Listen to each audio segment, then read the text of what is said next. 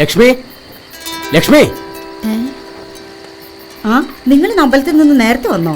PSCയുടെ പുതിയ rank list വന്നു. നിന്റെ മകൻ ജിതേന്ദ്രന്റെ പേര് അതിലില്ല. ജിത്തുബായി വേറെയും ഗവൺമെന്റ് പരീക്ഷകളൊക്കെ എഴുതിയിട്ടുണ്ടല്ലോ. അല്ല, നീ എന്തിനാ സ്വന്തം മകനെ ജിത്തുബായി എന്ന് വിളിക്കുന്നത്? ചേട്ടൻ അറിയാലോ, ലോകം മുഴുവനും ജിതേന്ദ്രനെ ജിത്തുബായി ജിത്തുബായി എന്നാ വിളിക്കുന്നത്. തുടർച്ചയായി ഇത് കേട്ട് കേട്ട് ഞാനും അങ്ങനെ വിളിച്ചു പോകുന്നതാണ്. അവനെ ഇത്രയും വഷളാക്കി നീയാണ്. അമ്മ പ്രസവിക്കണം, അച്ഛൻ വളർത്തണം. നീ അവനെ മോശമായി വളർത്തി വളർത്തി വളരെ വഷളായി. ഓ, ഏത് സമയം കൂട്ടുകാരോടൊപ്പം തല്ലും കൂടി നടന്നോടുണ്ട്. അവന് ലൈഫ് വേണമെന്നോ ഒരു സർക്കാർ ജോലി വേണമെന്നോ ഒരു ചിന്തയില്ല. ഗവൺമെന്റ് ജോലി ഇല്ലെങ്കിൽ എന്താ? എന്റെ മോനൊരു ചോക്ലേറ്റ് കമ്പനിയുടെ ഏജന്റ് അല്ലേ. ഈയിടെ എല്ലാവരും അവനെ ചോക്ലേറ്റ് ബൈ എന്നാ വിളിക്കുന്നത്.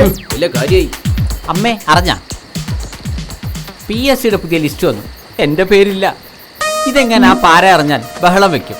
ഈ പെട്ടി ഇവിടെ ഇരിക്കട്ടെ. രാത്രി പാര ഉറങ്ങിന്ന് ഉറപ്പിച്ചു കഴിഞ്ഞാൽ അമ്മയൊന്ന് മൊബൈലിലേക്ക് വിളിച്ചാൽ മതി, ഞാൻ വരാം. അച്ഛനെ പേടി ഉണ്ടല്ലേ? എന്ത് പേടി? ഒരു ചെറിയ ഭയം. അമ്മേ, ഇതാ ഒരു ചോക്ലേറ്റ്, വേഗം കഴിച്ചോ. ആ പാര എങ്ങനെ കണ്ടാൽ ഷുഗർ കൂടും എന്ന് പറഞ്ഞ് ചോക്ലേറ്റ് കഴിക്കാൻ സമ്മതിക്കില്ല.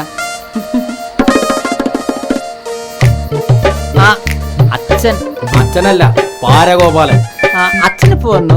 അച്ഛൻ വന്നിട്ടേ 10-15 കൊല്ലായി. വാക്യത്തെ പ്രയോഗിക്കുക, മീനടുത്ത് കിടന്നുരുളുക.